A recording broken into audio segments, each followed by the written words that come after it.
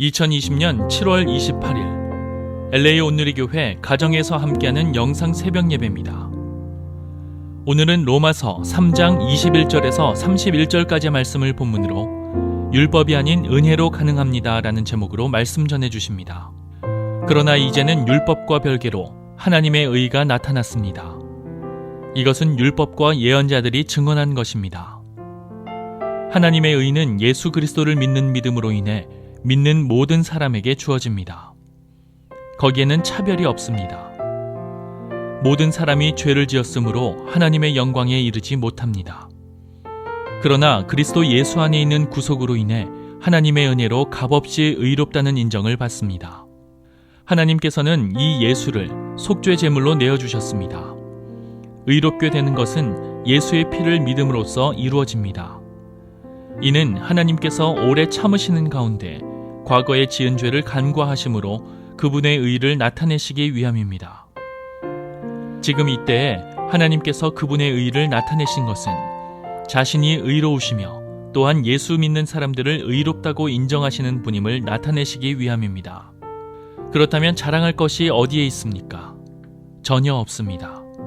어떤 법으로입니까? 행위로입니까? 아닙니다. 오직 믿음의 법으로입니다. 우리는 사람이 율법의 행위와 상관없이 믿음으로 의롭다는 인정을 받는다고 생각합니다. 하나님이 유대 사람만의 하나님입니까? 이방 사람의 하나님은 아닙니까?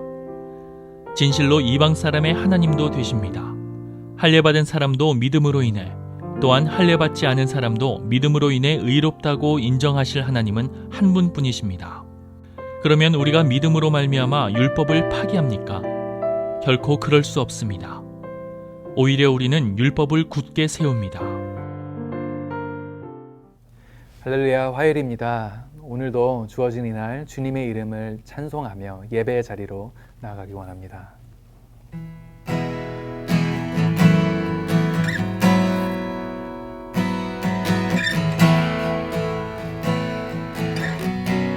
주 안에 있는 나에게 딴 근심이 있으랴. 십자가 밑에 나가 죄짐을 불었네. 그 두려움이 변하여 내 기도 되었고, 첫날의 안승 변하여 내 노래 되었네. 주님을 찬송하면서 할렐루야 할렐루야. 내 앞길 멀고 험해도 나 주만 따라가리. 내 주와 맺은 언약이 영불변하시니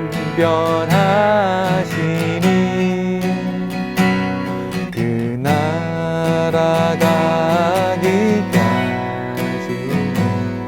늘 보호하시니 주님을 찬송하면서 할렐루야 할렐루야. 내 앞길 멀고 험해도 나 주님만 따라가리.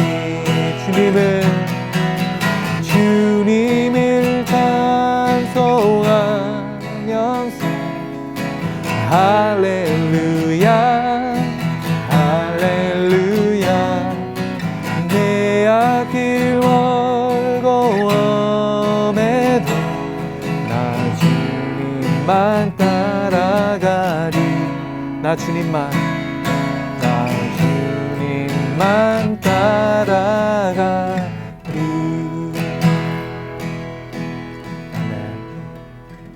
할렐루야. 7월 28일 화요일 아침입니다. 오늘도 율법이 아닌 은혜로 살아가는 저와 여러분 되시기를 예수님 이름으로 축복합니다. 기독교와는 달리 다른 종교에는 인간적인 노력으로 구원에 이르고자 합니다. 힌두교나 불교는 고행을 통해 해탈에 이르고자 하지요. 이슬람교에서는 구원의 조건으로 5가지를 제시한다고 합니다. 알라를 믿어야 하고, 선행을 해야 되고, 성지를 순례해야 되고, 메카를 향해 하루에 5번 기도해야 합니다. 또한 라마단 기간 중에는 한 달 동안 저녁에 해가 질 때까지 금식을 해야 한다고 합니다.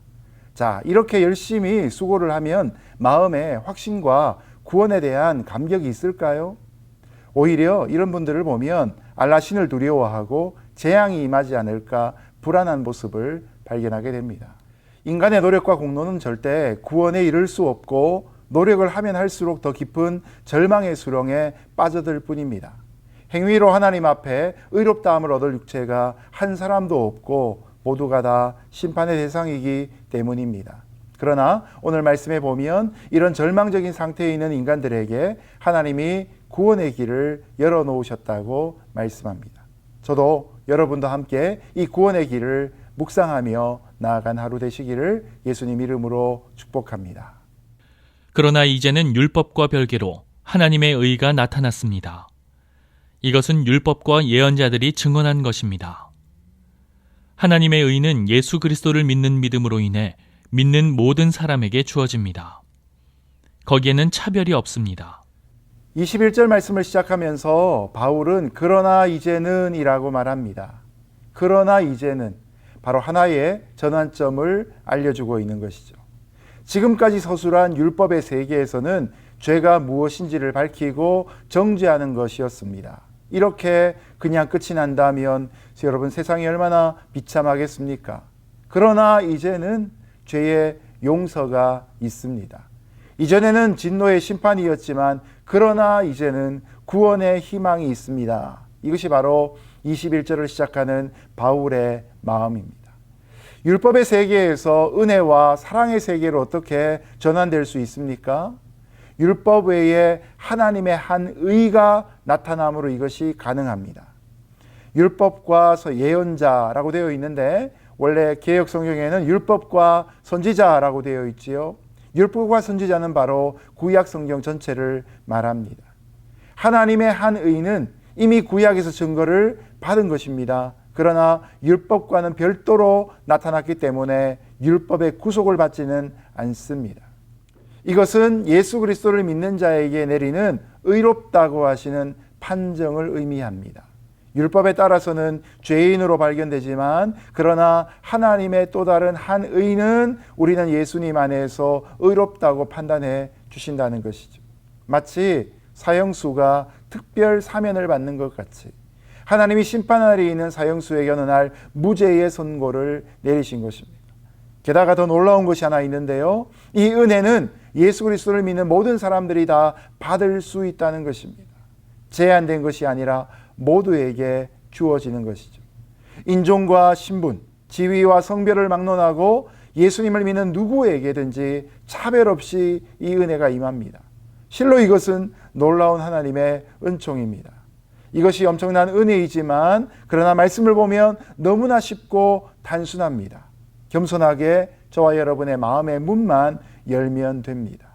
오늘 이 아침에 우리가 죄인인 것을 알고 율법으로는 결코 구원받을 수 없음을 깨닫고 하나님을 향하여 겸손하게 마음의 문을 열고 십자가 바라보는 저와 여러분 되시기를 예수님 이름으로 축복합니다. 모든 사람이 죄를 지었으므로 하나님의 영광에 이르지 못합니다. 그러나 그리스도 예수 안에 있는 구속으로 인해 하나님의 은혜로 값없이 의롭다는 인정을 받습니다. 하나님께서는 이 예수를 속죄 제물로 내어주셨습니다. 의롭게 되는 것은 예수의 피를 믿음으로써 이루어집니다. 이는 하나님께서 오래 참으시는 가운데 과거에 지은 죄를 간과하심으로 그분의 의를 나타내시기 위함입니다. 지금 이때에 하나님께서 그분의 의를 나타내신 것은 자신이 의로우시며 또한 예수 믿는 사람들을 의롭다고 인정하시는 분임을 나타내시기 위함입니다. 자, 그러면 이런 용서가 어떻게 가능해졌습니까? 모든 사람이 죄를 범했습니다. 죄란 화살이 표적을 빗나가듯 인간이 하나님의 목적에서 빗나간 인생을 살아가는 것입니다. 여기 또 영광이란 단어가 나오는데 헬라어로는 독사라고 부릅니다. 이 말은 무게란 뜻을 갖고 있습니다. weight란 단어입니다. 하나님의 저울에 달아보니 근수가 모자란다라는 뜻이 되기도 합니다. 여러분, 본래 목적에 어긋나거나 수준에 미달된 작품이 있다면 만약 우리가 토기장이라면 그것을 부수어 버립니다. 그러나 하나님은 이런 인간들을 부수어 버리지 않고 세 가지로 하나님의 의를 얻게 하셨습니다. 첫 번째가 구속입니다. 영어로는 redemption입니다. 흔히 구속 그러면 얽어매는 걸 의미하죠. 체포당하는 걸 의미합니다. 그러나 여기 나오는 구속은 얽어매는 구속이 아니라 얽매여 있는 데서 해방시켜 주시는 구속입니다. 당시의 노예는 스스로 힘으로는 노예 상태에서 벗어날 수 없었습니다. 예수님은 죄를 범하는 자마다 죄의 종이라고 말씀하셨죠. 바로 우리가 그런 죄의 노예였습니다. 경제적으로 잘 살아도 하나님 주신 사명을 잊어버리고 살면 곧 노예 같은 인생입니다. 죄의 종된 자는 자기가 원치 않는 죄를 짓고 시달립니다. 하나님이 이런 인생들을 구속하기 위해 예수님의 몸값으로 지불해 주신 것입니다. 두 번째는 의롭다함을 얻는 것입니다. 영어로는 justification인데 이 다 영어에 보면 being justified라고 되어 있습니다. 수동태로 되어 있죠. 내가 스스로 이렇게 되는 것이 아니라 의롭다 하심을 받는 것이다 라는 표현입니다. 여기 나오는 의롭다 함은 로마의 법정 용어로서 형벌에서 사면받는다는 뜻을 갖고 있습니다. 단순히 죄를 용서해 주는데 그치지 않고 하나님의 자녀로 영접해 주시고 대우해 주시는 것이죠. 누가복음 15장에 보면 집으로 돌아온 탕자가 용서받는 것은 물론 그 아버지가 아들의 지위를 회복시켜 주죠. 잔치까지 벌여주는 것과 같습니다. 이것은 온전히 값없이 은혜로 주어지는 것입니다. 그런데 이 은혜는 계속적으로 주어지는데 이것이 우리에게는 너무나 큰 위로가 됩니다. 집으로 돌아온 순간뿐만 아니라 그 집에 거하는 내내 이 은혜가 계속 공급되어진다는 것이죠. 요한일서 1장 9절에 하나님은 미쁘사 우리의 모든 죄를 사하시고 모든 불의에서 우리를 깨끗게 해주신다고 말씀하십니다. 맞습니다. 우리가 하나님으로 인해 의롭다함을 얻게 된 귀한 존재입니다. 세 번째는 화목제물입니다. 하나님은 죄악된 인간들과 화해하시기 위해 독생자 예수 그리스도를 화목제물로 세우셨습니다. 예수님의 피는 하나님의 거룩함을 만족시킬 뿐만 아니라 우리의 모든 죄를 속하는 능력이 있습니다. 죄를 지으면 그 위에 예수님의 피가 더해져서 그 죄의 능력을 얼어붙게 만드는 것이죠. 죄의 대가를 지불해 주는 것입니다. 예수님의 피는 죄인인 우리의 악한 본성 위에 뿌려져서 근본적으로 우리를 새로운 사람으로 바꾸는 능력을 갖고 있습니다. 여러분, 이 상의 세 가지를 통해서 우리가 기억할 것이 있습니다. 하나님은 죄를 미워하시되 사랑하는 독생자를 십자가에 못 박기까지 우리를 사랑해 주셨습니다. 우리가 흔히 죄는 미워하되 죄인은 사랑한다 라고 표현하지요. 맞습니다. 그것이 바로 우리를 향한 하나님의 사랑의 내용이었습니다. 하나님은 예수님의 피를 보시고 우리의 죄를 그냥 지나치셨습니다. 마침내 예수님의 십자가를 통해 자신의 의로우심을 나타내시고 또 예수 믿는 자도 의롭다고 하신 것입니다.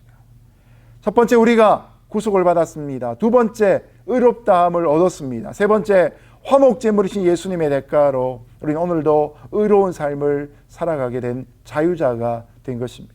오늘 하루도 이런 영적인 자유를 충만하게 느낄 수 있는 귀한 날 되시기를 예수님 이름으로 축복합니다. 그렇다면 자랑할 것이 어디에 있습니까? 전혀 없습니다. 어떤 법으로입니까? 행위로입니까? 아닙니다. 오직 믿음의 법으로입니다. 우리는 사람의 율법의 행위와 상관없이 믿음으로 의롭다는 인정을 받는다고 생각합니다. 하나님이 유대 사람만의 하나님입니까? 이방 사람의 하나님은 아닙니까? 진실로 이방 사람의 하나님도 되십니다. 할례받은 사람도 믿음으로 인해, 또한 할례받지 않은 사람도 믿음으로 인해 의롭다고 인정하실 하나님은 한 분뿐이십니다. 그러면 우리가 믿음으로 말미암아 율법을 파기합니까? 결코 그럴 수 없습니다. 오히려 우리는 율법을 굳게 세웁니다. 이제 마지막으로 믿음의 보편성에 대해서 바울은 이야기합니다. 우리의 구원에 내가 했던 공로는 전혀 없습니다. 그러므로 우리의 구원은 우리의 자랑거리가 결코 될 수 없습니다. 우리의 노력이나 공로로 얻은 것이 있다면 나 이래서 구원받았어 라고 얘기하겠지만, 오직 믿음의 법 곧 하나님의 은혜로 되었기 때문에 우리는 우리의 구원에 대해서 이야기할 때마다 하나님을 높일 수밖에 없는 것이죠. 이 믿음의 법은 유대인과 같이 어떤 특정한 사람들에게만 국한되지 않고 할례자나 무할례자나 누구든지 믿음으로만 구원받을 수 있다고 30절에서 명백하게 선언하고 있습니다. 여러분, 왜 유대인에게만 구원이 베풀어지지 않고 모든 믿음으로 구원을 받을 수 있는 사람에게 구원의 초청이 있는 것일까요? 왜냐하면 하나님은 유대인만 창조하지 않으셨기 때문입니다. 하나님은 세상 만민의 하나님이시기 때문입니다.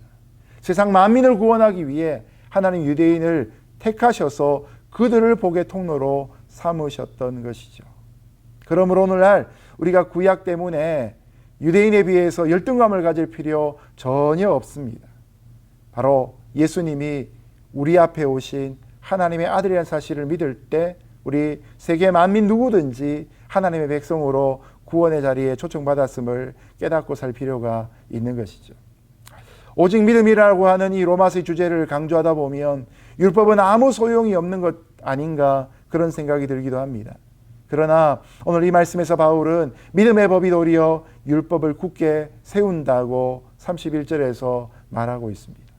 율법이 구원을 얻을 조건이었을 때는 우리를 얽어매고 죄의 의식을 심어주고 정죄하고 심판하는 역할을 했지만, 그래서 결국 율법을 잘 지키는 것이 아니라 율법을 어길 수밖에 없는 자신을 발견하게 되었지만, 그러나 은혜로 구원받고 나면 우리 마음에 감사와 기쁨이 넘쳐서 오히려 율법을 지킬 수 있는 힘을 얻게 된 것입니다.